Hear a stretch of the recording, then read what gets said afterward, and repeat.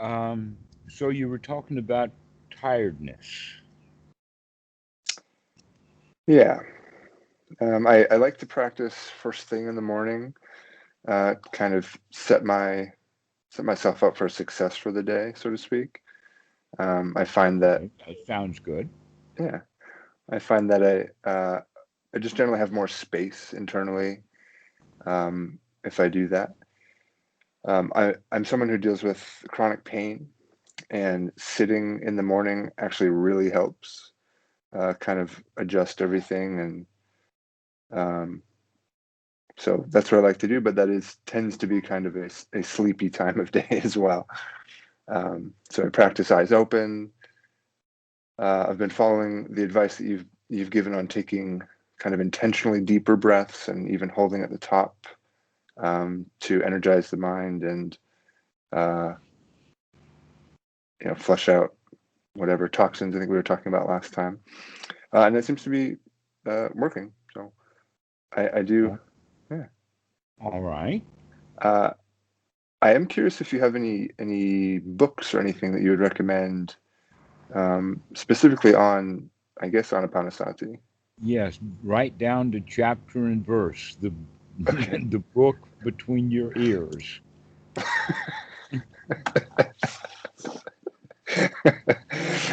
Okay, you got me. All right. Um, the sutta itself Mhm. is sutta number 118 in the Okay. Majjhima Nikaya.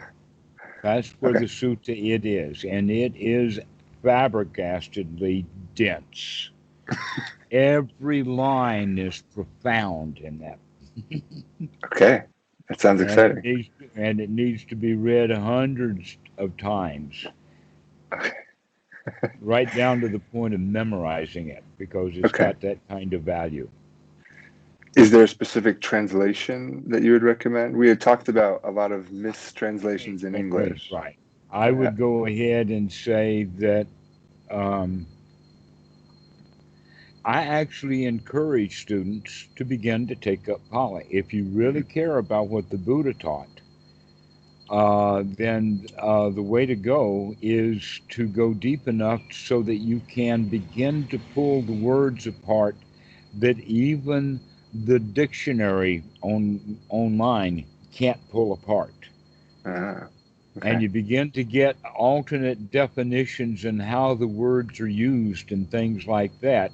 And you begin to see that many of the translations are wrong.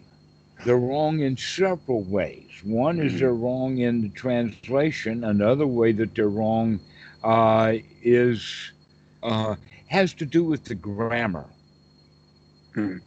and word order, and that so changing the word order and things like that. But above all, the Pali um, is a. It appears actually to be more than one language, but they were very, very close together, so that in some suttas, uh, uh, the nominative and the dative cases are different, depending upon not like in Greek, uh, where the different kinds of Greeks were different times and things like that, and so changes were made like that. But this is mixed right in there to the Pali, but different suttas then will be just slightly different in the way that the Pali is used. However, Interesting. the important point is, and this is the beautiful part, is that because of the regularity, if you have a whole lot of words that are going to be used in the dative case, then it's all going to have an sound at the end of it. Okay. The way that we have in this just tiny little vestiges left in the English would be the words whom as opposed to who, him as opposed to he, and them as opposed to they.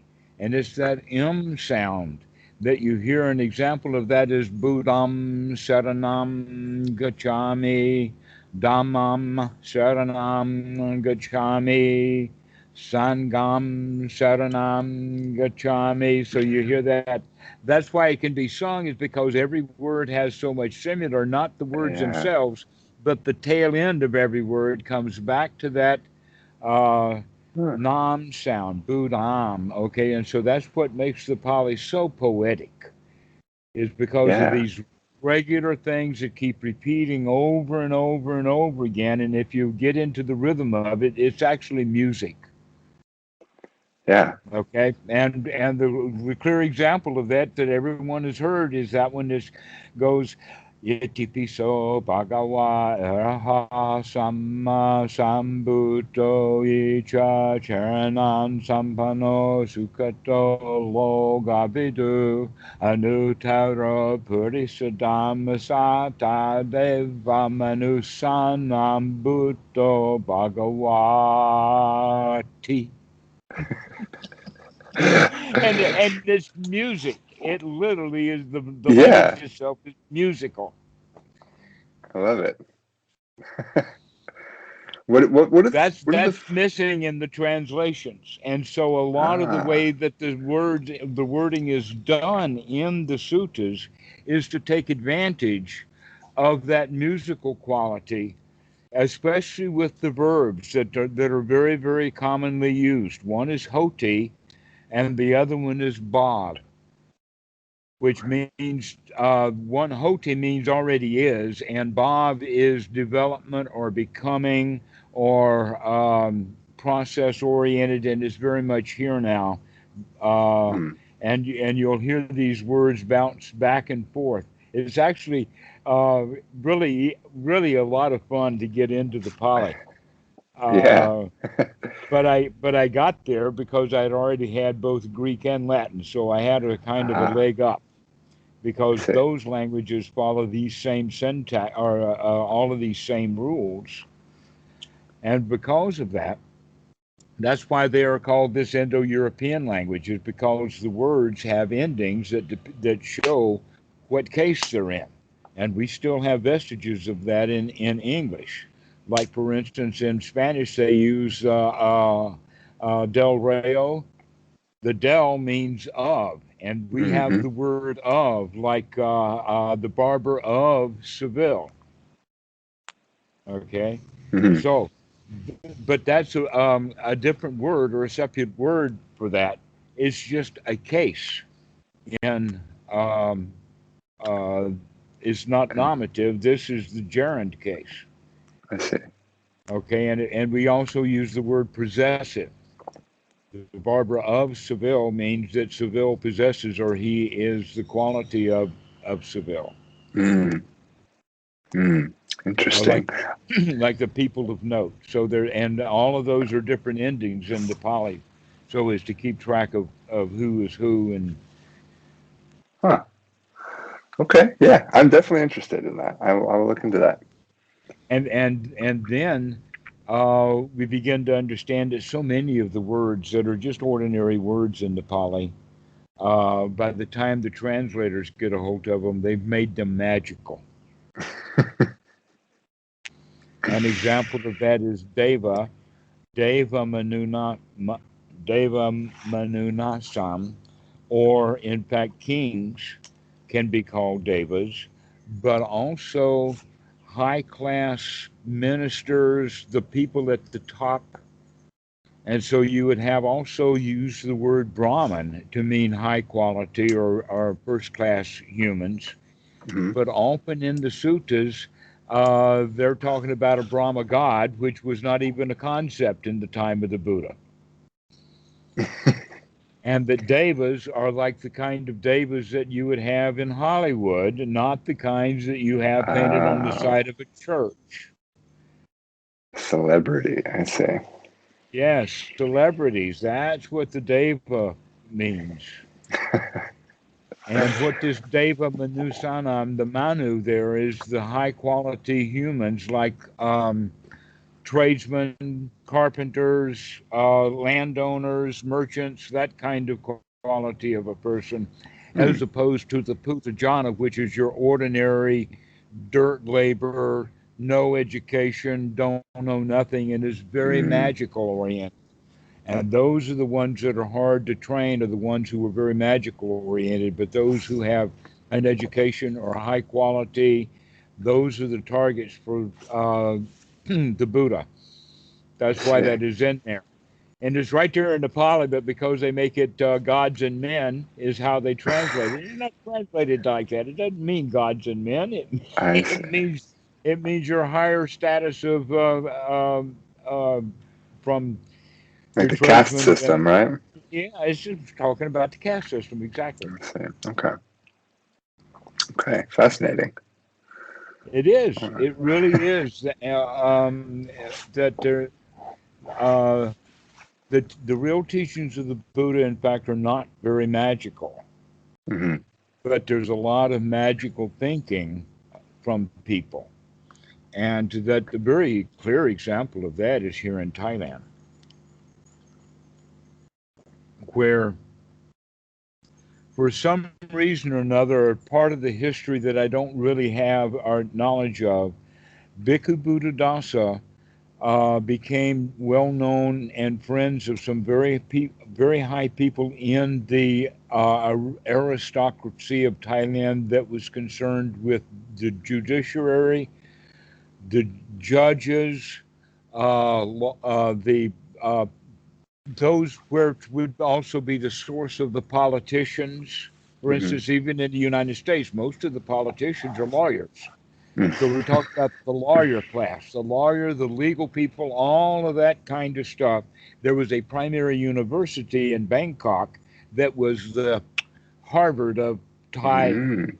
okay, and they brought buses down every weekend, several buses. So there's like 150 or so students that are Wow. coming from this university every week during the 1980s because it's gotten very much organized, but it goes way, way back.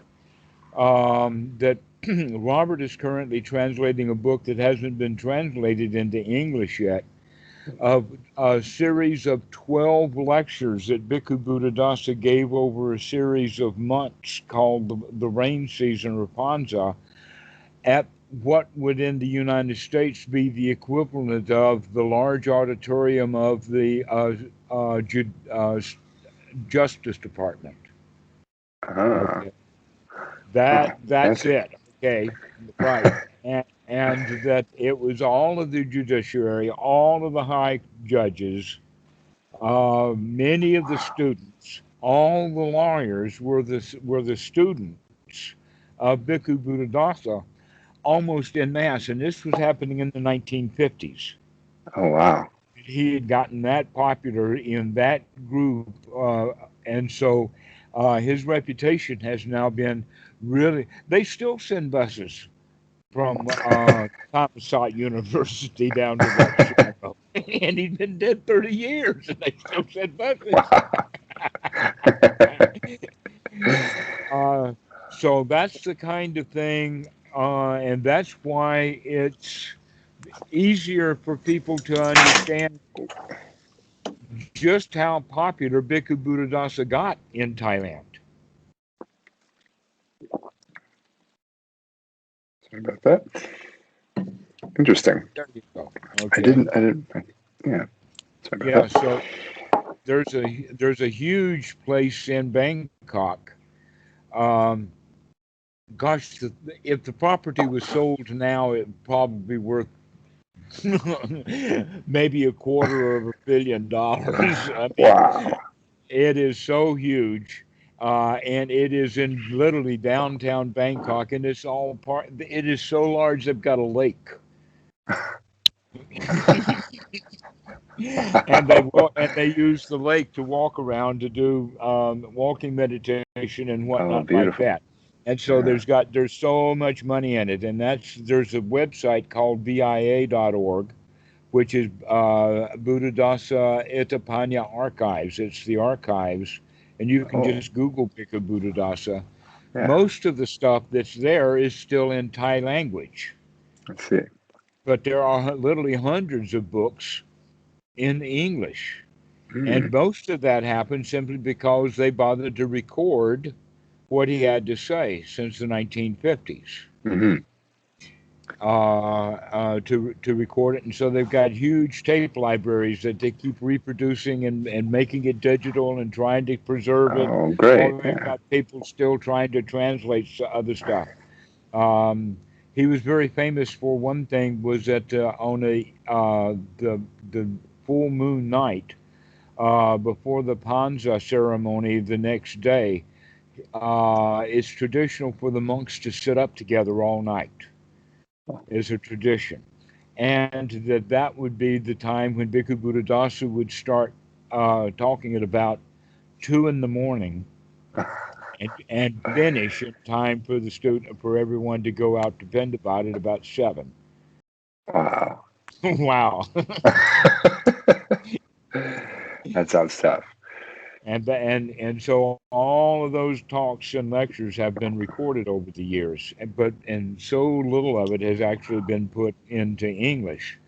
But that it shows of the enormity of the impact Yeah. that he had. But here, let me tell you the story behind that, Okay.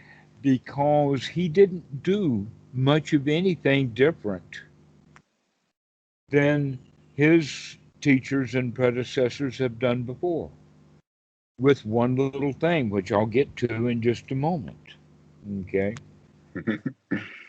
What he was doing, uh, he was actually a Pali scholar and going through the scholarly things of, they've got 9 levels of Pali.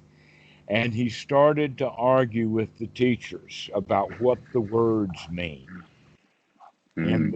in the Thai. And so um, he also became notable and would give public talks. And so he was giving a public talk at a university, basically the equivalent of a um, graduation talk, Hmm. right, to a wide variety. But I think that it was at a nursing school. Hmm. And in that talk, there were people in the audience that did not like at all what he was saying, because he was speaking at a noble level. I don't ever know what was in that talk, but I do know the story that it caught attention. And it got back into the school that he was in, which was one of the main parts of it. And they wound up having a thing called a Sangha Dasesa. And a Sangha Dasesa has many different definitions, but really the deep part of it is that a division in the Sangha. Sangha deceased is the way that Mm. you can look at it, okay? The Hmm. destruction of the Sangha, because they were saying that he was teaching heresy. He would teach something that would destroy the Sangha, What was he right? teaching? Uh, What was he teaching? He was teaching anatta. He was Ah. teaching noble Dhamma. He was not teaching at a university in a public audience uh, uh, about Sila and rebirth and all of the beginning humble stuff that you teach children. That he taught right from the get go the very best of the Buddha. Right to the good stuff. And that there was fear in that in Thailand. And you can see part of the fear is that one fear would be, oh, if everybody figured out what the Buddha actually taught, they would stop building these fancy, marvelous wats and temples. So Yeah. that's one fear. And also, they may stop supporting me because I've been the one who's feeding them all of that stuff so that they would Mm. build all of these fancy temples. Because, I mean, we're talking about the people right at the top of the whole show. That's why it got to be such a big deal called the Sangha Dasesa. So here they come getting together 20 of the best known high class monks in Bangkok to have a Sangha Dasesa about Bhikkhu Buddhadasa, and he defended himself with suttas. Ooh. And in the process of uh, defending himself with the suttas and what the words actually meant and things like that, for instance, I gave you the word deva. Mm. that can be used as an ordinary word. Why make it magical? Right. Right, exactly. Why make it magical when it doesn't have to be? We should leave magic to where they're actually spelling it out in great detail. Magic. Not have to use the word, but you get what I'm talking about. Actually Yeah. flying through the air. What does that mean? Does that mean a sensation or a feeling of weightlessness? Mm. Because you can do that and still be on the ground. Or does it Right. mean the monk just shows up right behind you as if he had just floated into the room, where in fact he just had been walking meditation and he walks silently? I see. I see. So much for the flying monks. But back Right. to the story about Bhikkhu Buddhadasa was Yeah. that he had friends on the inside that he didn't know about. Mm. Yeah, he had some high class friends who knew exactly what he was saying was exactly correct. Oh. That the nobility of Thailand was alive and well within the Sangha, and that those who want it can have it, but if you don't ask, they don't tell. And Ah. Bhikkhu Buddhadasa wanted to change that. He says, no, it's time to let it out. That yes, there were dangerous times, and still it's a bit dangerous. And that he actually got people to befriend him with that notion too. But there was a side point, and that is that he literally sparked a reinvestigation of the suttas for the Thai aristocracy, the top group of the monks, everything that they had been taught in the Pali classes and all that kind of stuff got reevaluated. Wow. And that was kind of marvelous. And so, in a way, Yeah. Bhikkhu Buddhadasa did spark a revolution, but he was only the spark. The fuel was already there. Right. It was Ah. all, and he sparked that off, and he made some pretty high class friends, including one of them who became his teacher because he was only just an Achan, only about 10 years a monk then. He was Oh. not a Thera, he was not top. That was the other thing that was a little bit of a trouble is how dare this upstart of only 10 years as a monk go around telling us what Pali means, we've been at it 30, 40, 50 years now. That's a good question. Uh-huh. But he did take on a teacher. The teacher he took on, he had many conversations in writing back and forth in the mail because his teacher remained in Bangkok when Bhikkhu Buddhadasa came back here to the south of Thailand. Mm. And a lot of that stuff has not been translated, and we've got a whole lot of people who are really waiting to hear what Bhikkhu Buddhadasa and his teacher talked about during the 1930s and 40s. Wow. But his teacher was Achan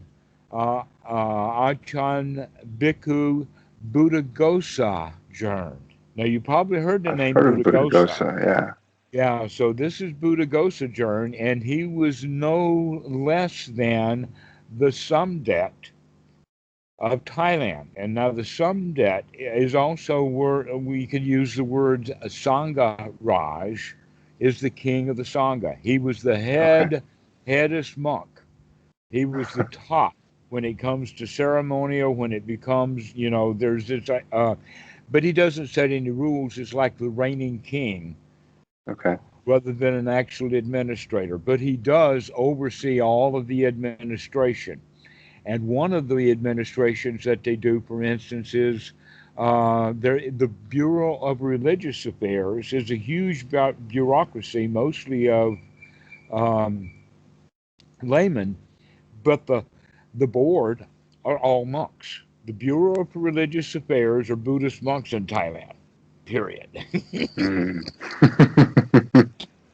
And they set what our policies are, and that Bureau of Religious Affairs is also headed by the Samdet Sangharai. So you can see there's political connections, There is Mm. Sangha connections. It's the whole 9 yards. And this guy was Bhikkhu Buddhadasa's teacher.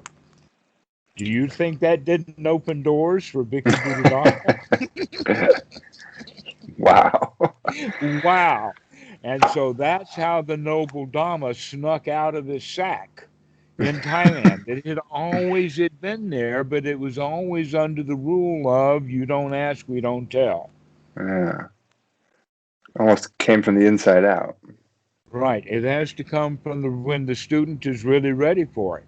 But Bhikkhu Yeah. Buddhasasa says, I think it's about time for all of humanity to be ready for it. That the Buddha did say, Deva Manusanam. In fact, that was part of the proof that Bhikkhu Buddhadasa was using. Was that the actual definition was he doesn't teach gods and men, he teaches you very high class quality people, Mm.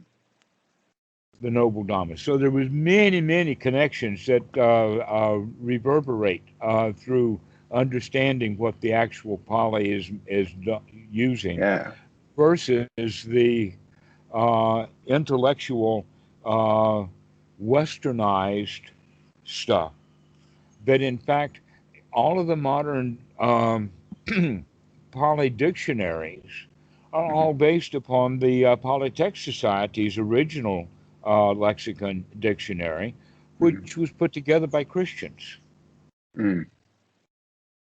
The real scholars who went to India and put all of this stuff together and began to find out the bits and pieces of it mostly was collected in Sri Lanka, and so they went to Sri Lanka and started studying it.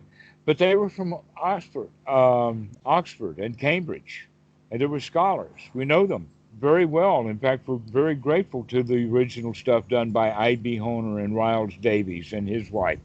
Mm. That they were the ones who did all of the hard work of trying to put together what this really weird language was. But now But are we know those, so much more about it. yeah. So would you consider those translations like unskillful still?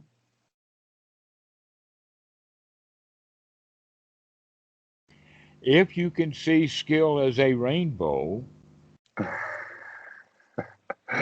Ooh. or you can see one level of skill but not another level of skill, or you can see a combination of skills so that they're Mm. very, very skilled in this part, but they're not very skilled at this part over here. I see. Okay. Okay. And so, in that regard, yes, they're very, very skilled at making sure that, how to say it, that they have justification for Mm. every word. That's good. Okay. Justification for every word. I translated it this way, or this is how I put this sentence together so that Hmm. they can justify it, at least in their own mind. That's like you can't see the forest for the trees Right. because you're looking at every word, looking at every tree, and you miss the fact that you're in a forest. I see. And Interesting. Okay. that's the part that I'm actually I have a relationship with a good friend who um, he learned Thai because he was a Mormon who wanted to send missionaries. He came to Thailand Wow. as a Mormon missionary, and that even though he learned Thai language in school very well, he was still very shy. But he started talking to the kids, and that's where he really picked up Thai language. Is from the kids in Thailand, and from them, from the Of course. kids, he picks up Buddha. Ah. Okay, and so now part of the profession that he does is he does translations of contracts and all kinds of stuff. He's really, really top notch Oh, wow. scholar in Buddhism, but he hasn't. He's been back to the United States once in 10 years. Can't blame him. And yeah, so he's a big fan of Bhikkhu Buddhadasa and has actually owned their translator list. Oh, wow. What's And his so name? his name is Robert Bass. Okay. If you want to meet him, I can send you the link because Oh, he's part of our club. He's one of oh, our cool. he's one of their insiders. I'm inviting you in. Yes, that sounds awesome. So, um, anyway, this is all about back to the Pali, and Mm, this is where it's interesting because Robert studies the suttas in Thai language. mm. That's how he gets to the Pali is through Thai, even though his native language is English. Is Pali close to Thai? No, but the way they translate the words makes different Oh, I see. meanings than they do Yeah, in the English. yeah. Okay. And that in fact in the Thai, one of the words that's translated differently than you would expect is that they translate the word chit or sita. They don't translate it as the word mind. They translate it as the word heart in Thai. And the Thai Mm, word for heart is jai. And the word jai is used in all kinds of places. Jai yin, jai ron, uh, jai ni. Um, many little particle words are put together to make an entire vocabulary that we would have for emotions. oh. And so not just heart, but it's Jairon is anger, Jayen is cool. You can hear the word yin. So a cool heart, a hot heart, Mm. a bright heart, a dark heart, a black heart. Ooh. Wow. Okay, and so all Okay. of the emotions in the Thai language are used around this word heart, and that's the word that is used for this word sita. And when you understand it like that, then the Satipatthana makes a whole lot more sense. Mm. Okay. Because in fact, the frontal cortex, the higher quality of the mind, is actually spoken of in the Pali differently as the Manu. Remember the Manu that we were Does talking sound about, familiar. Deva Manu? It's the same Oh yeah. word. So the Manu now is used as the higher mind, the human. That's where the word man and human and woman all come from, is that Oh we're higher than the other animals. The chitta is the lower part of the mind that needs to be trained. yeah. And that's obvious and evident in the Pali, but in the English they all translate it as just mind without making the distinction that's actually in the Pali. Yeah, that makes a big difference. Wow. hmm So there's just so many things that are like that that can be picked up once you begin to play with the Pali language. If you're really Okay. interested in what the actual Buddha taught, Yeah. and I'm looking for students who get interested in the Pali. Yeah, I would like it because I would Yeah. like to see a whole team put together of people who really know what the Dhamma actually says, and then let's Yeah. put out an English language translation of what actually is there, not what the first cut was. That Right. thank you very Right. much for that first cut. Without it, we could not do our jobs, Right. but we needed to put a new face on this thing. Yeah, that's really cool that it's almost like secret knowledge you get hmm to bring out. That's really cool. Yeah, I'm definitely interested. Okay. I'll look into that. Yeah, so I then would guide the students towards Sutta Central Okay. because Sutta Central has uh, uh, Bhikkhu, uh, I think it's Subhatu, no, Subha. Bhikkhu Subha has done an outstanding work of so much stuff. How much stuff that guy's done is unbelievable. In fact, there's only really one way that he could have done it, and that is by having it automated. And you can see the threads of automation under there that he's used some Google Translate or Oh, something. really? But he put it together, and now you can go in line by line with the Pali and the English. Oh, wow. And not only Yeah. that, but they have a rollover Pali dictionary so that you can check the actual dictionary in its depth of what that word means. But a lot of them it doesn't know because they're joined together and run on, but you can begin to see a thread. Yeah. Like, in fact, the word piti and piti sukha are often used. Piti sukha is one word. Oh, really? Yeah. Huh. And we can also see like a dukkha, a sukha, vedana. And that's What does that mean? translated as neutral Vedana, but in fact it's not Hmm. neutral. It's a sukha, a dukkha, which means I don't know whether I like it or not. And it's a Hmm. confused feeling.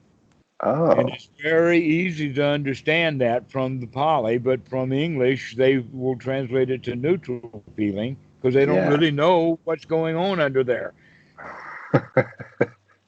That's you ironic. have to have you have to divide the word up to see what's really going on, and then you check. Oh yeah, now I got it. Yeah. Fascinating. Thank you And for so sharing it's that. a That's really cool. yeah, it's a toy. Not only that, but you can actually go into YouTube Hmm. and Google or YouTube's search for the word Pali, Yeah. Pali, and there's an entire group, a channel of dozens of videos that Okay. follow various books, so that you can just turn the video Oh, in Pali and learn about the syntax and learn about the yeah. a bit of the they're not really strong on vocabulary building, but they're certainly good on grammar. Mm. Okay. And Excellent. that's really helpful Yeah. to know some of the grammar, because then you begin to see that hontu and hoti are the same word. Huh. One's singular, one's plural. Uh, I see. Honti is plural. Changing the end of the word. Changing the end of the word Okay. changes, uh, so that's singular and plural, but it's singular and plural present tense, because it has is even though it's a verb, it still has not just case and tense like English, but it also has to have um, has to agree with the noun Mm. in gender I see. and person, in the sense of first, second, third person. So it's very, very Uh, complex, these end of these words, and you wind up being, oh, the language is really simple. Basically, what you learn to do is to pick out what is an ending and what is not, and throw the endings out. They don't mean anything anymore. They're just too complicated. Let's go after what the birds mean and forget about all these endings. But I did share one of the endings with you, and that is the M sound, yeah. often done with a dot over it. Okay. Okay, like them and him and Hmm. whom, that sound at the end, Hmm. which, by the way, I think gives the word Om in the Hindu. It's the same ending. Yeah. Interesting. It really Wow. is. Isn't it just so Yeah. fascinating Language that is so fascinating. Yeah. we've got roots in English of the Pali itself. That's the connection. Everything is so connected.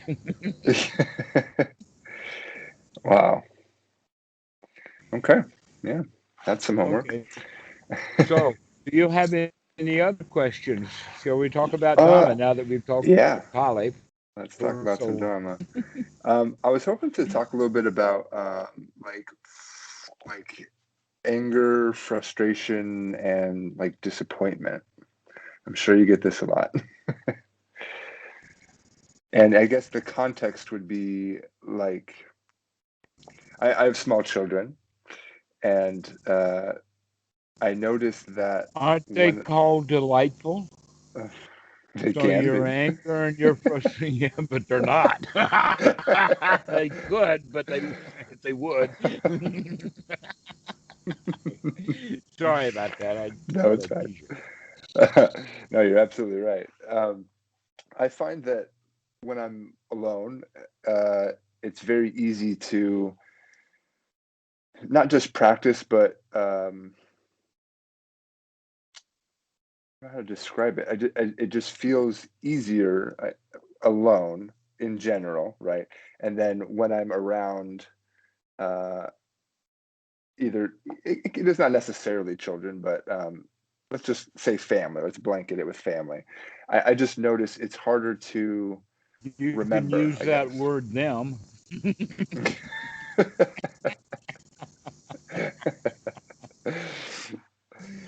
You know what I mean, though. It's hard to remember what we talk about, basically, and remember, you know, what to do, I guess. There is a sutta where the Buddha talks about this very thing, and Okay. in there is the analogy that I have come to refer to almost as a catchphrase as the log in the bog. Okay. Okay? So imagine a log there laying in the bog, Hmm. probably a cypress tree or something. They had bogs and swamps in India, and trees fall over. And they also had professional fire makers back then. Nowadays, it's really easy to set a fire, but fire makers were actually a profession, Wow. as well as something that was associated with the temple. So fire was also kind of sacred in a Hmm. way with fire temples, and I think that that was part of the roots of Zoroastrianism as an influence. It had been in India for 1,000 years before Yeah. the Buddha.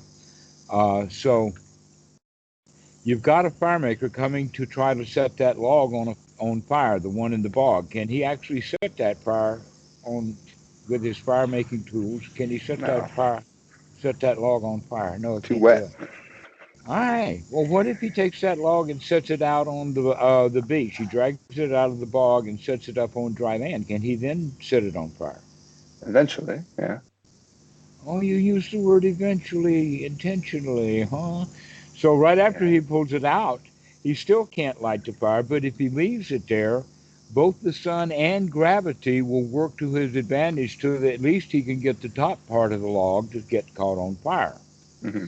And in fact, that's a good way to do good work on a dugout canoe.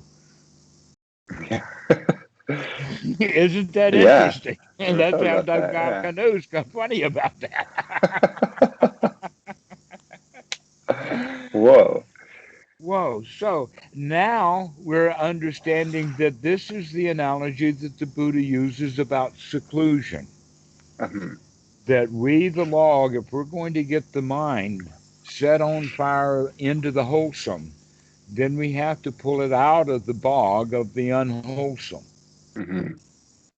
And so we need to remove ourselves. This is what the Westerners have caught on to be meditation, Hmm. which actually has more to do with seclusion while practicing anapanasati Hmm. rather than all of anapanasati. It's just at this time we're doing it when we can get away from it all. Because that's literally what we're trying to do is to get away from it all so that we can get down to the fact that we can't get away from it all. Because we can't, even though we can close the door, we still brought the world in there. It's still in Right. there. Okay. Right. And so one's right effort then is that any kind of worldly thought comes into the mind, we can catch that and say, no, no, you're not going to come into the mind right now, or I'm not going to entertain you. We're going to have wholesome thoughts Hmm. instead. So we keep changing unwholesome thoughts to wholesome thoughts, and in the sutta, that it actually says this is one's right effort. When they're actually talking about how to apply the Eightfold Noble Path, this is it. This is the key ingredient. One's right effort is to change the content of the mind from unwholesome thoughts into wholesome thoughts. Hmm. Hmm. And that we can do that best when we're in seclusion to get started because the world will just automatically throw unwholesome thoughts all over us. Yeah. Hmm. And kids are really excellent at it. Your kids know exactly where your buttons are. Yeah. Yeah, definitely. Right. And so we need to practice in the beginning to to learn to ignore these buttons actually in the mind because the buttons that they Mm. tell us are in the mind. And so we begin to uncover these buttons, and one by one, as we see them, we make kind of the conclusion that, hey, that's dangerous, and I'm not going to be pushing that button anymore. Yeah. Okay, I'm going to not have that kind of thought. I'm going to start guarding the mind for what's wholesome and what is not wholesome. That's interesting you used the word dangerous. I never considered that because it's so easy to just, well, it's easy to just not think about it and just go with that, whatever that feeling that comes in and be taken by it. But to think of it as dangerous really Dangerous. reframes it. Well, that was the way that the Buddha used that word, in the sense that the ordinary mind sees the delight in whatever it is, whatever you've got in your mind. But I could Hmm. use the word donut, that the guy only sees the delight in the donut Hmm.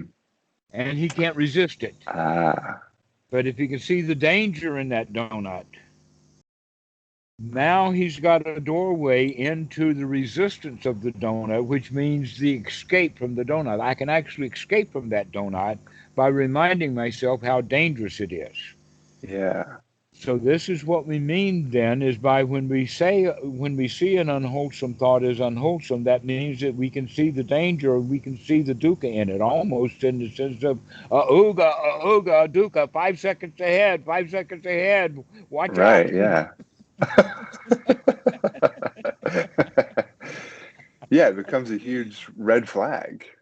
Uh-huh. Yeah. So you start leaving these red flags out so that when these unwholesome thoughts come, we can flag them and remove them and say, "Well, I don't have to think that way. I don't have to think about it like that. I can be happy and joyful instead." Right. All right. Hmm. And Okay. this is the teaching of the Buddha that's all over the place that so many people miss is this quality of gladdening the mind. That's all is Yeah. how it's called in the Anapanasati Sutta. Hmm. Removal of the hindrances is just all over the place. Every time that the hindrances are mentioned, they're mentioned in the sense of that when you catch it, you have to remove it. And then Hmm. also occasionally in many other suttas, it will have that there are five analogies for these hindrances. And the analogies are actually quite powerful. And that you can see that people will say, well, five hindrances and five analogies, that means they're exactly one on one. No, actually, you begin to see through these analogies how they are similar together. You begin to see the similarity in the five hindrances. And so it's much more Hmm. like this rather than like that. They all kind of come together so that we can begin to see that, oh, well, desire will call restlessness. And, oh, right, doubt is mixed in there, and then Yeah. everything begins to see, well, that stuff is all connected together. Yeah. I see that. Okay, and so the five analogies is one that you feel, and then you get well, that you're in the hospital. And that day that you want out of the hospital, you really want out. Have you ever been in the hospital? Do you remember the day Briefly, when you yeah. got out? Yeah, Uh-huh. do you? You really want out of there, right? Yeah. That's what we're talking about. That you're ready to go. I want out of here. Okay. And so, but when you were sick, you actually wanted to be in the hospital. Right. Yeah. Yeah. Okay. So the hindrances are then like being sick. And you Hmm. actually are okay being sick, okay being in the hospital because we're sick. But when we start to feel good, all of a sudden, hey, man, I want out of here. Yeah. Yeah. And this is one of the analogies that when you get that being free from the hindrance is like getting uh, getting over being sick and how much better we feel. And we Mm. want to go now. Hmm. Okay. The next analogy is the one that Bhikkhu Buddhadasa really, really spends a lot of time with, and that's like being in prison, talking about the prison of the mind. Yeah. Okay, well, in a way, being prison is like being sick because in prison you can't go where you want to go, you can't do what you want to do, that you're tight, you're bound, And prison is kind of like a hell because you don't want to be here and Right. you can't get out. Where in the hospital, you want out and you know you're going to get out. But in Yeah. prison, you want out, you're not getting out. Don't get out of here. That's the feeling of prison. And you don't get out. And then all of a sudden, you're out. How does that feel? When finally you're released from it. Right. Yeah, wow, what a feeling being Yeah. these hindrances is because I was doomed to be in hell. I was rotting in prison. And now somebody sprung me. That's why they use that word sprung, is because it feels that way. Just launched right into the air. Yeah. Oh, yeah. Hmm. Okay, Okay. so Okay. Hmm. the next of the analogies is the analogy of being a servant, Hmm. like the servant to a king. The servant to the king has to get up before the king does, get dressed, get ready to get when the king wakes up, to dress him and feed him and get him, and then he has to follow him around all day. And when the last thing that happens is the king retires, the servant has to get him dressed for bed and everything like that. And after the king retires, only then now can the servant get any rest. And King in or that, children? huh?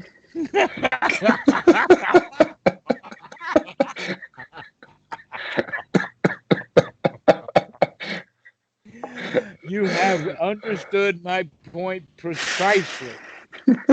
Exactly. Exactly so. It's like all day long we're in service or we're in duty to something. Yeah.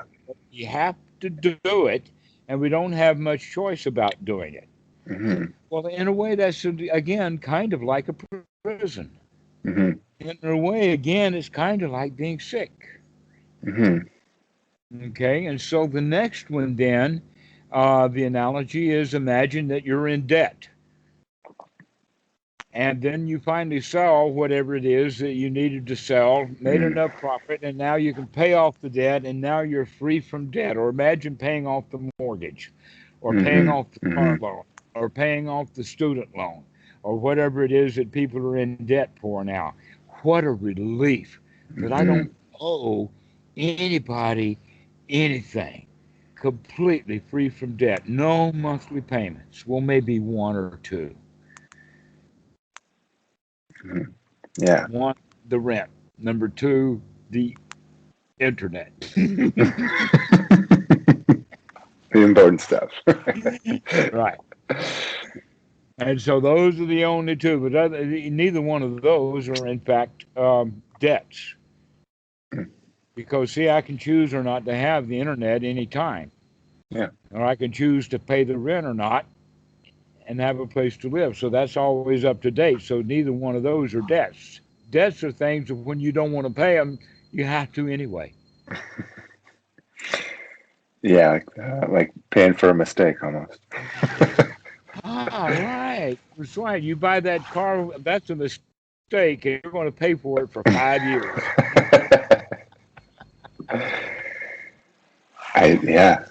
Yeah. I see the Yeah. analogy. Okay. Yeah. So this is the Buddha's analogy of feeling like that. So what's it like to be completely free from debt? Is very much like the feeling of I don't have any work to do right now, that I don't have to be at the beck and call of the king every moment, that I can Mm. ways to get away from Hmm. it. And that I can find ways of getting out of prison. And I can find ways of uh, feeling good, that I can, in fact, change the way that I feel, that I don't have to be sick. Hmm. Okay, so the final one now is the one that's very interesting, and that is the analogy of having a bunch of baggage that you're carrying on a trip. Mm. With the original analogy was that you're in a caravan with all of your years worth of goods that you're bought and you're taking them back home, Mm. and that you're crossing the desert, and all of the dangers of the thieves and of broken legs on the camels and the dead camels and everything can go wrong and anything that will can go wrong. And then you finally make it home. Mm. Make it home Oh yeah. and everything is okay. You've got every camel is still alive and all your baggage is just standing there. No thieves got any of it and you've made it. In fact, Hmm. this baggage may be exactly what you use to pay your debts with Right. and to keep yourself out of debtor's prison. And on it goes. So you wind up seeing, wait a minute, these things are all the same Yeah. thing. Right. Yeah. And being free from the hindrances is like being free from all of those things. Hmm. Yeah. Hmm. And yet, so many meditation systems don't teach this in the sense of this is the practice of the Buddha is to be free from this stuff any and every time we think about it. To Hmm. come out of this harmful, wholesome, unwholesome state and come into wholesome thoughts. Hmm. And we begin to practice that over and over again till we begin to get good at it. Now, uh, one of the analogies that I'm using nowadays is the one out of Sutta number 19, where the Buddha talks about a cow herd that has to take the cows down the trail, but along the trail, there are people with their food stalls, or the kids are out there, or whatever like that. And so this cow herd has to make sure that these cows don't do any damage along the way. Hmm. Because if they do some damage, somebody's going to harm him and put him in jail, Hmm. bust his chops, take his cows, whatever. And so he is making sure that these cows are going down the straight and narrow. Now, this is exactly the kind of thing that we want to think about for the new students, or in fact, for the Buddha himself as he began to do this, is to start watching every thought to make sure that this thought is not going to stray off into stepping on some child, Hmm. or it's not. No pun intended, believe me.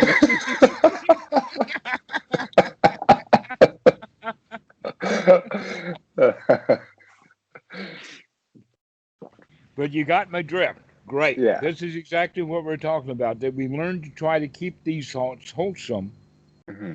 And the best place to do that is when we're only dealing with our own mind, not real cows and real kids. Hmm. Hmm. But we do this inside the mind so that we can get the mind into a wholesome state. And Yeah, then that makes sense. once we get it into a wholesome state, that means that this is when we apply the mind to the wholesome and sustain it in the wholesome, so that we have one wholesome thought after another wholesome thought after another wholesome thought. And if the mind strays into an unwholesome area, we bring it back into the wholesome Hmm. over and over and over again, just like the cow herd has to hit the cow with a stick to keep them in line because they're likely to stray out. Well, once he gets them out of town and gets them to the pasture, say where they have already cut the straw or cut the rice down and there's still straw in the pail, now he doesn't have to watch them so close because he knows all of the cows are wholesome and where they are is okay. And Yeah. so now he doesn't have to work so hard. I see. Yeah. All we have to do is just keep noting that the thoughts are wholesome. These are wholesome thoughts. Everything is all right. Everything is Hmm. okay. Everything is fine. And so we Is begin to have wholesome thoughts about what's happening in the present moment. We can also have wholesome thoughts in the sense of this is the way things are, not just right this very moment, the nearness of the present moment, but things that are also now that have been here for a long time and will remain here. There are some things that just are hmm. what we would call reality, the are part of the reality. Okay, and we could then say that, wait a minute, the Four Noble Truths are like this. They Hmm. just are. That's why they're noble, is because they Hmm. were there in the beginning, they're there in the middle, and they're going to be there in the end. They're just always there. This is why the Buddha was able to call them noble, because he knew that they had been there all along. Ah. Aha. Yeah. That's what makes them noble, is because here they are. And they haven't changed a smidgen since the Hmm. Buddha. That's what makes them noble. And we have some other noble things, like elements. Some of the elements are noble is because they don't mess with nothing. Argon is one of the noble gases, and that was why it was the one that was first used in light bulbs, is because no matter how hot that filament Oh. got, the argon would not going to eat it. Wouldn't have anything to do Oh, with it. wow. It's noble. Okay, so nobility in that regard says ain't having nothing to do with it. Interesting. I did not know that. Uh-huh. Okay. Uh, Okay. and so we actually can apply our own mind that way, in the sense I ain't going to have nothing to do with that Myra. I ain't going to have nothing to do with those unwholesome thoughts. So we're going to have a noble mind that only interacts with or allows noble thoughts, including the noble thought of the Four Noble Truths. This Hmm. is dukkha. This is the source of dukkha. In other words, by investigating deeply into the second noble truth, we begin to figure out how the mind actually works. And that is the teaching then of the Buddha of paticca samuppada, Hmm. which you've probably heard before. Hmm. Dependent origination. Yeah. Uh, so, Interbeing, isn't that another term for it? I don't think that's a real word, but I've heard that phrase a lot. Interbeing. I'm not sure. That's a very loose translation for sure. Okay.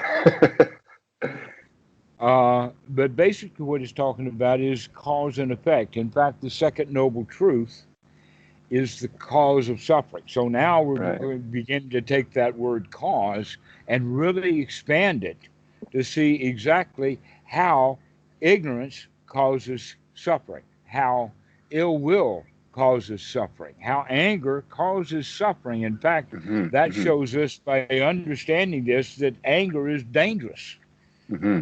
because anger can cause suffering. But if we can't see that anger is dangerous, then that means that we've got both anger and ignorance, Right. because we cannot see Yeah. how dangerous the anger is. We can only see the delight of I'm right and you're wrong, and I'm going to prove it, and you've got to do my way and give me what I want. All right? That's what Yeah. anger is all about. So, with that, we don't see the danger. We can see the danger when someone else pulls their anger on us, Yeah. Definitely. but we cannot see the anger as dangerous when it is here in one's own Yeah. mind. When it's my idea. Right. When is my angry, it's not dangerous angry. Right. No, right, I'm such a gentle being. I'm gonna tear your throat out, but I'm doing it gently. Okay, so I think I'm starting to see specifically why I forget in these moments, and I think it's because when when the mind is primarily in unwholesome thoughts, then doubt prevails as sort of like I I start to forget that I was successful with this, and then the doubt takes over, and I think, well, was I really, or have I been making this Hmm. up, or Exactly so. This is why it's so valuable to keep practicing getting ourselves even into a little bit of sukha, into a little bit yeah, of satisfaction. Any satisfaction at all is good satisfaction. hmm, Wanting our satisfaction, air how small it is, to be better than it is or bigger than it is not satisfaction at all.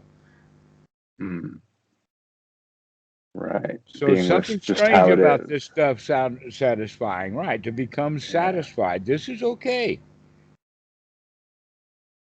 Now, is there a situation you can imagine where that would just not be true, where I would be lying to myself? The ultimate question then would be, what is going to be on your mind in your last line moment upon Yeah, death? Can you have a wholesome thought then? I hope so. All right. Well, Best let's to plan practice, on right? that. Right. Let's Yeah. practice. I'm going to be ready for that one. But by doing it that way, then we can begin to say, okay, I can also put on that not to do list, like not to feel bad upon death, not to feel bad when daughter comes and pushes buttons. Hmm. Hmm. And then when I fail, to be easy on myself for it, right? Right. It's okay she doesn't get to you. She's working very hard. Congratulate her for how hard she's working at getting under your skin, and she can't do it. Ha ha. And so you're Okay, both to okay. be congratulated. One, look how hard she tried, and number two, look the fact that she couldn't do it this time. Yeah, that's true. I've actually been thinking about this a lot in reincarnation and kind of reframing that to really just be every moment.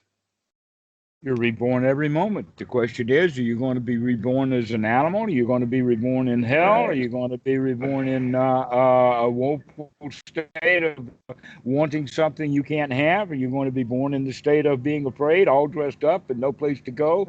Or worse still, all dressed in battle and afraid to march out into war? Yeah, Like McClellan. Do you know the story of McClellan? I don't. McClellan was the general of the army for the North in the Civil War. He trained the army to perfection, but he wouldn't take them into battle. He finally, Lincoln had to replace him. And Oh that's my why gosh. Grant won, was because Grant had crackerjack troops all ready to go to battle but couldn't. So Wow. McClellan, okay, and we get like that. We're afraid to go Yeah, and act. We got everything we need. I mean, people do that all the time. They don't want to go to that interview, right. and they long and desperately want out of the job they're in. Yeah. Yeah. Hmm. And so that's just another kind of being reborn, of wanting something that you don't have, but this time it's because you're afraid of failure. I mean, boys do that with girls all the time. Hmm. Hmm. I see. It's always my choice. I choose where I'm going to be reborn, basically. Hmm. Well, basically, no, that's not the case. Basically, what is the case is that you are reborn according to your habits of how you have been in the habit of being reborn. The Hmm. Buddha actually talks about this. I finally found passages in the sutta where he's directly referring to habits, Oh, about how we repetitively do things, and he talks about it in the sense of uh, if the mind inclines in that direction, then that is what we've become. oh yeah. Yeah, I'm familiar Okay, with that. Yeah. so that's our habits. So the way you feel is not how you want to feel. You don't make the choice to feel that way. It's the way that you feel in habit, ignorantly. Mm. Mm. You're I see. not Yeah. awake. Okay, if you wake up to how the daughter contacts you, then Hmm. you can feel any way you want to about it, Right. including look how silly she is right now. Boy, I think that's really funny. I see. Yeah, it's a subtle shift. I'm not I'm not causing the thought. I'm just reevaluating the thought, I guess. Right. Or you're Okay. beginning to wake up to the fact that you can't do have a choice. Yeah. That in fact you were saying that you have those choices. Generally, people don't choose to feel bad. Generally, they feel bad out of habit. That when they begin to Uh, choose how they're going to feel, they tend to feel good. yeah. And if they choose to feel bad in some way or another, that's because they're still missing a piece. An example of that was that I used to be really good at rage when I really wasn't angry, Hmm. because it got me what I wanted, I thought. And then I had to put down that one too. Interesting. So I that's can see what I that. see. I can see that with like complaining too. Yeah, right. And so when we get to the point in the wholesome mind that we don't have anything at all to complain about Hmm. on the inside, then how Hmm. could we possibly complain to someone on the outside? Yeah, you're just making trouble. Yeah, like that cow going down the trail, stepping on people. Hmm. No, we got to keep the mind out of that. We got to get them to where they're walking the Right. path. Right. Okay. But once we get to the Yeah. destination of having only wholesome thoughts, now we can relax because we know that only wholesome thoughts are there. Hmm. And so that's how we can, that's what we mean by sustaining the first jhana, which is a major skill point. Hmm. Sustaining just one wholesome thought after another after another. Ah. So what you're saying is there's no shortcut in the moment. Well, no, I am saying that in this moment you can have a wholesome thought. That's true. That's true. I can always short circuit it. Yeah, that In this makes a lot of moment you sense. can have a wholesome thought. Let's have wholesome thoughts so that once we get good at having wholesome thoughts, then we can really relax. Hmm. Yeah. Do you have any strategies for persistent, like the same thought? Like, let's say we talked about pain the other day, and I understand that pain is in the mind, but on some level, yeah, to You still the don't like it, even though you know that intellectually, you still right, don't like it. right. So let's say that I'm in pain and I'm trying to reframe that and saying like this is okay or whatever, and then I'm just bombarded back with the unwholesome like no, no, you're wrong. Like you need to do something about this. Okay. Well, here's one of the things then that I think a lot of people don't understand. But Mm, the Buddha has said it in several ways and in several places is that there's no reason to give ourselves an undue burden. mm, All right.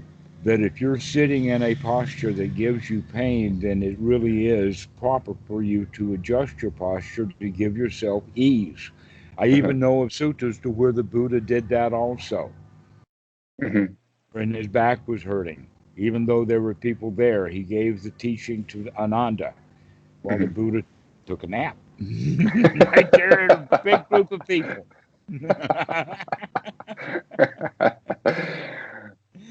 Now, how does that Hmm. grab you? All right. So take care of yourself. Don't sit Yeah. because, oh, I'm supposed to be meditating and I'm supposed to be able to get over this pain. No, give yourself the ease. Make Hmm. things easy. Doesn't that interfere with concentration? No, the pain interferes with concentration. That's true. Yeah. What? Yeah. I mean, but if I'm moving, frequently, then that would also be disruptive. Not Yeah. if you do it mindfully Okay. Yeah. That's true. and slowly Hmm. and caressingly. Hmm. Yeah. Okay. Hmm. And gently allow yourself to be at ease. Hmm. Okay. Yeah. I get it. Yeah. I find it really amusing when we keep talking about anapanasati of putting wholesome thoughts in our mind. It says, yeah, all right, I'll have all the wholesome thoughts I have so long as I don't have to deal with this pain. And the whole point of it is that, wait a minute. Pain itself, the word, is an unwholesome thought. Right. Hmm. And so we're already in the unwholesome. What are we going to do now? Right. Well, we want to get out of the pain, to get out of the, right? Okay, so that's the Yeah. first Yeah. thing. Yeah, be easy on yourself. Don't give yourself pain.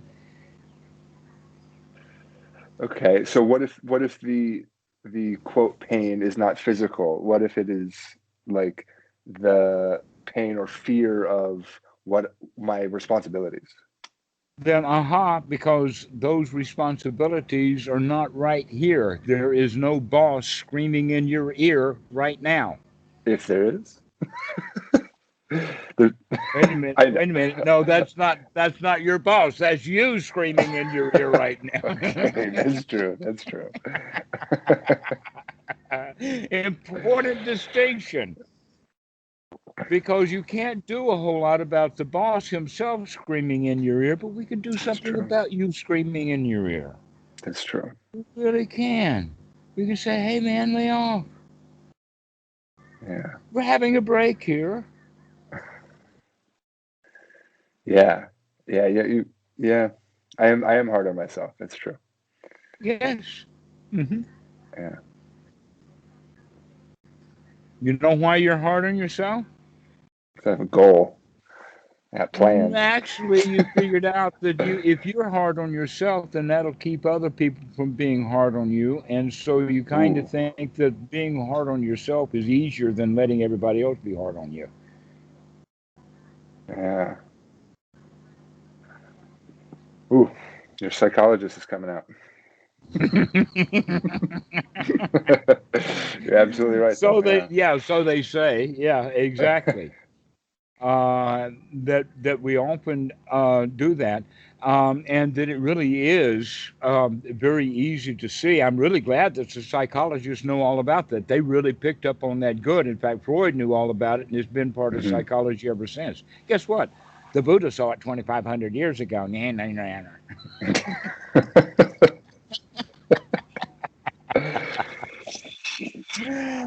Oh, So yeah. yes, so that whole thing then. Um, is that it's called Silapata Paramasa in the Pali, and what that means is actually the translation is kind of not very helpful, accurate but not very helpful. Okay.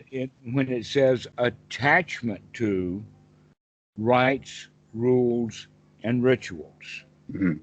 But then we think, wait a minute, rites, rules, and rituals are only what they do at the temple.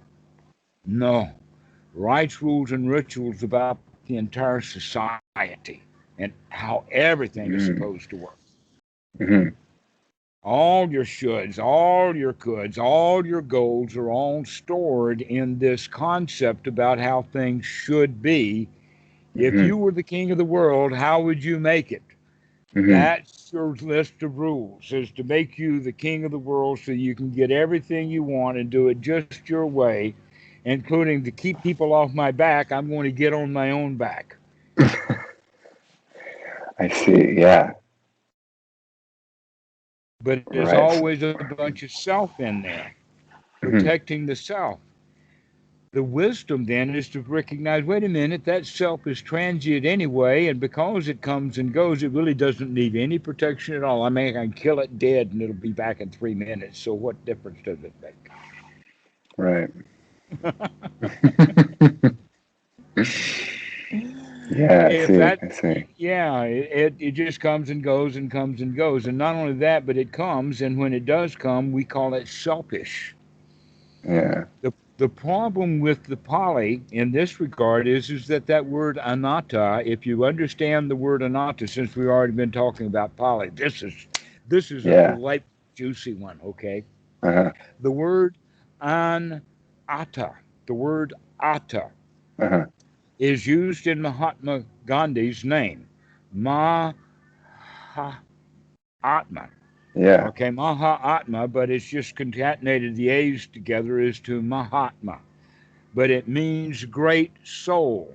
And the Mm. word atta or atma is exactly that. And I originally thought that it came from the word in the Greek for atom, atom, but Hmm. I was corrected by a scholarly friend of mine that no, Mm. it comes from the word ATMO, not ATOM. And the evidence of that is the word ATOM was later in Greek and was only introduced as a concept in about 500 BC, coinciding with the Buddha, and Oh. therefore that's not what the Buddha meant. Yeah. Now, the word atom means not cuttable. Hmm. And so we used atoms in the sense of, yeah, water can be broken down into oxygen and hydrogen, but Hmm. oxygen and hydrogen can't be broken down. So they thought when they used that word. They were wrong. We can Hmm. break down oxygen. There's no end to it. Right. And that's what the Buddha is kind of pointing out is that there is no end to it. So he's saying, Hmm. atom, except that that's not the right word. The actual right word is atmos that gives us the word atmosphere. Uh-huh. And the Buddha is saying, yes, the atmosphere with the word spirit built right into it doesn't have a self, that there is no wisdom or knowledge, it just is. There's no Yeah. atmos. That's what the word anatta means by the time we get it translated and spoken into modern uh, speech of the Pali. But the root of the word is the same as the word of atmosphere, the air around us, that which surrounds Yeah. us and encompasses us and everything. Now, in the Vedantas and in some, I think it's Pajanjali, but I'm not quite sure, they talk of that as the great self. The little self is the me that breathes in and out.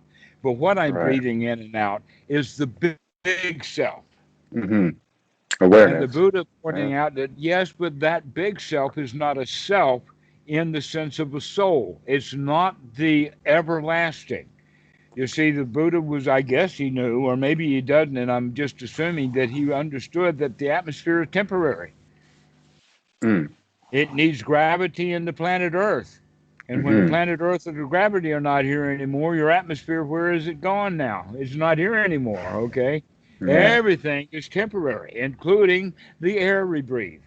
Yeah. But in fact, even the air that we breathe, we can see sometimes the wind is blowing, sometimes it's not. Sometimes it's full of smoke, sometimes things are on fire, all kinds of things that make the air itself different and changeable, and there is nothing eternal about it. Hmm. And that's what we're talking about is the word Hmm. anatta. Hmm. It should have, in fact, not have been translated as anatta as no self, but it should have been translated as no soul. Hmm. Hmm. There's no permanent essence to water. The Right. water can be broken apart. All right. And yet the Christians think that inside of each one of us, and various ones will think that it's either physical or metaphysical or a bundle of energy or a bundle of joy, whatever it is, there's a Right. soul that's so strong that it will survive the death and rotting away of a human body. Yeah. Yeah. No, And that's and clear. all Yeah. we know is that when worms eat DNA out of human corpses, it becomes worm DNA. It does not stay that human DNA. Hmm. Hmm. Mm. And everything that comes together falls apart. That's one of the major teachings of the Buddha. Anything that can be caused to come together will come apart when the causality changes. Hmm. Or another way of talking about it is that every fire has a fuel. That fires are known Hmm. by their fuel. You have a Hmm. house Hmm. fire, a grass fire, a gas fire, a log fire. Every fire is known by its fuel. What is it? What kind of fire? I mean, even electrical fire, kind of misnamed because we know where the fire got started, but really it's the electrical equipment fire that's burning. Hmm. It's not an electrical fire, folks. It's an electrical equipment fire. Right. Sorry, been an engineer here too long. But you get the point. That Yeah. every fire. So, what fire is it that you know of that does not have any fuel? Yeah. There's many. So, if there was such a fire, it would have to be magical because it doesn't fit the Yeah. laws of nature. Right. And so, for instance, ghost. What is the fire or what is the fuel that keeps a ghost a ghost? Yeah. There can't be. What is the That's it. fire that fuels hell in the Christian mind? Sorry, I just gave it away.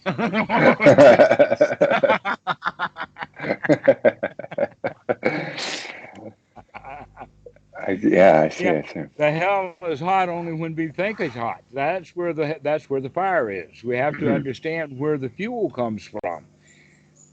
And when we understand the fuel, then we recognize that a lot of the things that we have that we think are real are not real. Hmm. Their fuel comes from the mind, not from reality. Hmm. That's called the three characteristics, right? Anicca, Precisely. dukkha, I've been yeah. beating them pretty hard and not telling you I was. No, I'm familiar with that. In fact, when what I would consider, I guess, maybe ignorantly, like a good meditation session is when those things are very clear. Um, It's yeah, so important in Anapanasati that actually that's step 13. Start to be aware of the rising and the falling of just everything is rising everything. and falling. Yeah, yeah. Everything is just up and down and up and down and up and down. Some of it's really fast, some of it's quite slow, but everything is in its own rhythm. Mm, And anicca. In fact, there's one of the Pali phrases is anicca vata sankara upatavaya damino tesa vipassana tesa vipassano sukho. Now, what that last part is, the last word in it is sukha, and what it means yeah. is death is the highest peace. This is actually a funeral chant. Oh. Anicca, anicca is the first word of it. Hmm. Anicca is the first word, and the ending word is sukha. Hmm. This is a funeral chant. Anicca vata sankara is actually um, everything that can, that's the sankara, which means a collection or a Hmm. group or a compound or anything that is stuck together because of some original cause. Okay. So that you could even use the word associated. Okay. Any association will fall apart. Uh-huh. Every association will fall apart. Every water molecule is subject to falling apart into oxygen and hydrogen. Hmm. Everything is subject to decay. Anicca vata sankara, including every one of us. Hmm. And that rotting away then is finally the peace. Is Yeah. that once we're dead, you finally have peace. Peace or death is the highest peace. Right. Yeah, I would Until agree. then, you got to keep breathing, and that's a bit of. But when we're dead, finally we're completely at rest, completely, and that's why they Uh-huh. call it. It's a silly joke, I know, but most Westerners just don't get it, and that is the Maha Parinibbana. Uh-huh. That's Okay, yeah, that's which yeah. which which means uh, um, Maha means the great one, and Peri means around. Okay. Okay, like paramedics are Hmm. medics, but they're not quite. They're almost doctors. They're around doctors. Okay. Is that really what it means? Yeah, and paralegals, those that are not quite Oh legal, yeah. but they hang around the legal. So the Ah. Maha, the great hanging around of cool. Ah. That's what Mahaparinibbana means. It means a great big cooling off. Everything cools down. Not just the core, but the whole surroundings. Everything's cooled Interesting. off, Hmm. and so that's the highest happiness, the highest peace, the highest contentment is to be dead. Hmm. Knowing that, doesn't it give you an idea? Well, we got to try that out sometime. I got to be ready for it. In fact, I really want Yeah. to be there. I want to see what's going on. Yeah. Yeah, not yet though. I got to prepare first. Yeah. It's got to practice. Got to practice. You got a bit more practice to do.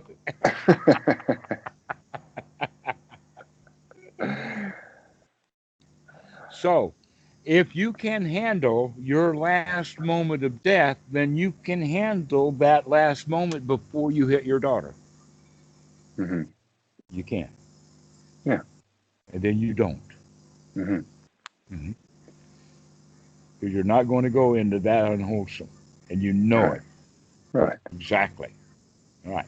So if you can do it at that moment, then you can do it even before you open your mouth. Yeah. Yeah, even before you open your mouth, because it's easy for you to say, "Yeah, I'm not going to hit her," but now we're All not right. even going to open the mouth. Now that's the level that we have to think about. Yeah, like increasingly more subtle Hmm. control, I guess. Yeah. Until you develop the skills of it. until it's effortless, right? Right. Yeah. That's a good skill to be able to catch your anger before you open your mouth. That's good. It's late, Right. but it's good.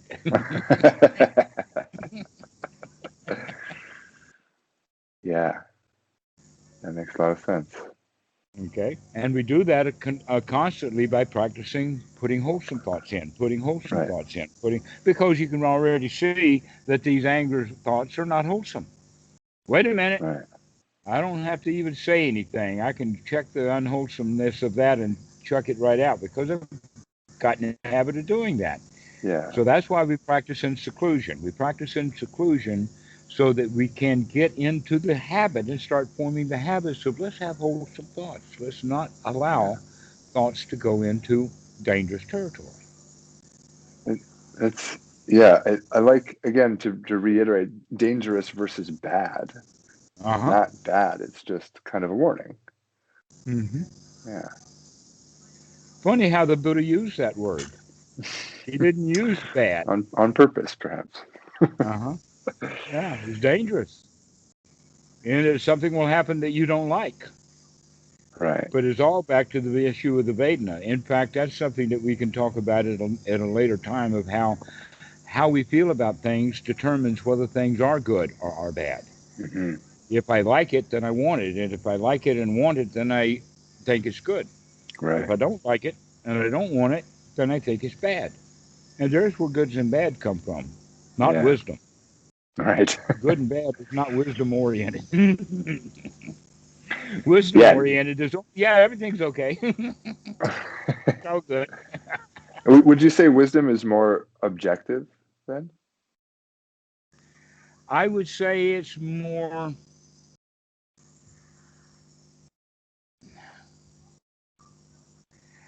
I'll use the word trajectory Okay. Hmm. to look at how things are headed. Yeah. Look at the mind moments. This leads to this, leads to this, leads to that. And when you can begin to understand these cause Right. effect relationships about how things happen, that's wisdom, is to see Hmm. that stuff in process so that you can whack it off someplace. You can, how do you say it? Head it off at the pass. Yeah. Yeah. All right. And so the analogy then would be at a gun shooting range. Hmm. Everyone is very mindful of which direction every gun is pointed. You don't see Grandpa with the gun under his arm, over his, and he's just walking around about to blow any and everybody's kneecaps off. Right. He will be warned to know you don't hold a shotgun like Right. that. Yeah. No, you don't. You don't go out in public and have that thing pointed at anybody. Okay, why is that? When hunters are Uh, out together, they make sure that you don't point your gun at yeah. anybody. You keep your gun either pointed in the air or pointed at the ground, but not at a dog and I not at would. a person. Yeah. I mean, practice is part of that, right? Yeah, but it's partly mindful because they see how dangerous it is if the gun goes Oh, off while yeah. they're not mindful of which direction the barrel is pointed. Right. When we understand that every one of us is carrying a much bigger shotgun up here, we begin to look at which way it's pointed. So in Yeah. case it goes off, it's going to go off into the wholesome rather Hmm. than into something unwholesome. Yeah. And It's interesting. that's wisdom. Is which direction is this thing headed? Is this an unwholesome kind of direction, and so this is wisdom is be able to see how things are going, see things headed. Yeah, I get that. That makes a lot of sense. Trajectory. It's interesting, even just talking about what the practice is freeing in itself. Like is it's almost like gladdening the mind just talking That, about that's the why they process. use words like like moksha and viveka. That's what Uh, these words mean. Moksha, mok, freedom. yeah. Watsu and mok, which the word Oh. Sawan means the garden of liberation, freedom, freedom park. Ah. There's that language again. So fascinating. Mm-hmm. Yes, it means freedom park. Wow. So the word moksha is used commonly in the Pali, and so is viveka and other things. Viveka has more of the quality of you're about to touch something like you're about to pick up a bunch of leaves and you Hmm. recognize there's a snake right there. Mm. What do you do? How do you respond? You You have, draw back. yeah. Yeah. You, Yeah. yeah, Get you away. really draw back like that. That's the Right. quality of viveka. Okay. And you can't do that if you're not aware. If you don't see that Yeah. snake, if you can't see that dukkha, if you don't see that danger, but if you see that danger, you go, and that's exactly what we want to do. Or we want that cow herd to hit that cow. We want him to hit it because we can see the danger of that cow about to step on something. Yeah. So these are analogies that give that quality of, you know, escape, freedom, Right. moksha, getting away from that thing. Is that I've heard you use the phrase dukkha dukkha nirodha. Is that That's dukkha, what that is? dukkha nirodha. Dukkha is being able to see that and escape from it immediately. Yeah. Many people understand dukkha. Dukkha nirodha is, oh, I've got to see dukkha and really understand it well and live in dukkha and really have my belly full of it. And then if I'm really, really good at sila or something, something will happen. And then all of a sudden I can feel relief. Mm. But that's very But it's Western not. minded. Yeah. That's very much also in the sense of karma. If you keep doing good, eventually you'll get good results. Hmm. It's like And the later Buddha mind. and the Buddha is not into that kind of good karma. He's into the good karma that if you do it good right now, you'll get good results right now. Don't worry Yeah. about the future. If you're doing it good now, if you can bring in wholesome thoughts, you'll have the benefit of those wholesome thoughts, just like Right we now. talked about of those five analogies for the hindrances. It's like getting out of jail. Isn't that good enough? Yeah. Right now. Yeah. Isn't that good enough? Yeah, it's like coming home and setting our baggage down, and whoa, what a relief! I'm glad I'm not on the road. Hmm. Hmm. I remember years ago when I was doing it that I would get on the ferry where all the tourist high-speed catamaran, and because I was going to the other island for visa or whatever, and so I basically could carry everything I needed in a pocket, no luggage at all.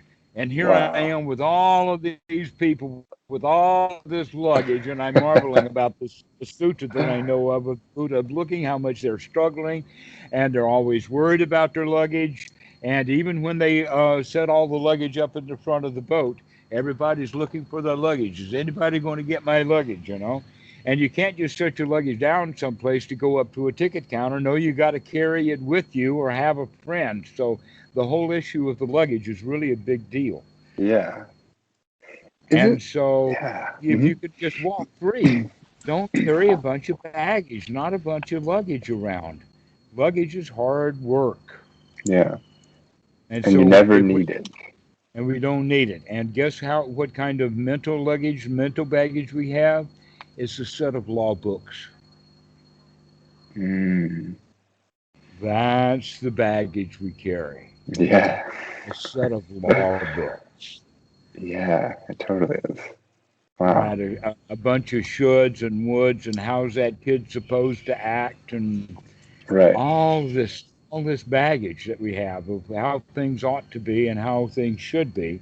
And Hmm. then we turn it around and slap ourselves with the very books that we're carrying around, not matching up to our own expectations. Right. And that's the critical mind that we talked about. That's the critical Yeah. mind that we're talking about. Yeah, that's the critical mind. There's that set of law books, and we carry it around until the Yeah. Buddha invites us, hey, set all that stuff down and look at what's happening right now. And you've got all the rule making you need. Is this suffering or is this not? Is Hmm. this sukha or is this dukkha? Make that connection over and over again until you're getting very good at it, and you keep changing and choosing sukha. You keep choosing Hmm. the wholesome. Over and over again, you get into the habit of doing that, and boy, isn't that nice. Hmm. Hmm. Isn't there a story of, I don't know if it's the original Buddha, but someone asks him for a teaching while he's traveling, I think, and I think all he does is put down his bag, and that's the whole teaching. Or he tells the other guy to put down his bag or That something. sounds much more Zen than the way that the Buddha Does it? taught. Okay. That sounds very Zen. They're the ones who drop stuff or slam doors and things like that Mm. for that satori. But yeah, I can understand. I do know that there's a story in the Sutta Nipata, one of the very, very oldest books, Mm. where a guy is running from this city to that city. He's a messenger. And along the way, he says, "Well, why am I running so hard when I could walk?" And so he slows down to a walk. Hmm. And while he's walking up ahead, he sees a shade tree. And so he says, "Well, why don't I stand in the shade for a little while?" And while he's standing in that shade tree, he sees that there's a nice grassy area sitting right under the tree. And he says, "Well, why don't I sit down?" Hmm. This is the spiritual journey that we're on. Okay. Is why don't I take it easy? Why am I running when I could walk? Why am I walking when I could stand? Why am I standing when I could sit? So is the only thing between that mindset and like um, craving for, like, I guess like a Dhamma pleasure or something, is wisdom? Is that the thing Right. keeping us from? So yeah. So that town or that city that he is running to is let us say pleasures of Dhamma City. Yeah. Okay. Okay. Yeah. Always wanting something Yeah. instead of just this is it. Relax. This is good enough. This is satisfying. Yeah. This is good enough. That's the quality that needs to be practiced so that you can Okay. continue in that. This is good enough. This is Hmm. fine. Hmm. And then she comes in and pushes your buttons, and you say, "Oh, this is okay. This is fine." But that takes a bit of training. And It does. It does. then you Oof. can say, "Oh, I noticed you just pushed my button. Was that fun or what?"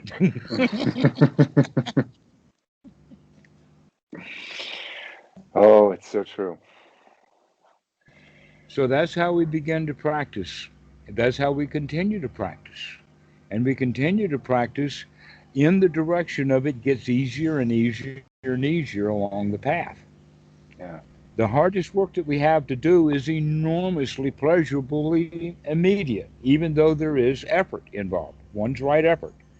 Hmm. We have to take that right effort of immediately throwing hindrances out. But the more often we do it, the easier it becomes to do. Yeah. Until No, you're pretty totally right. soon we don't have to throw anything out. It's all good.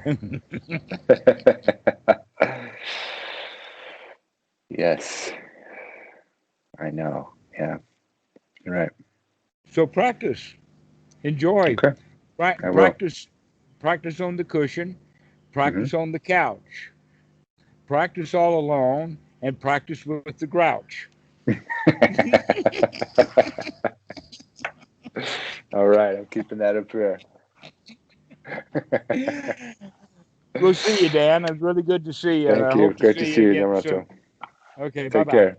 Bye.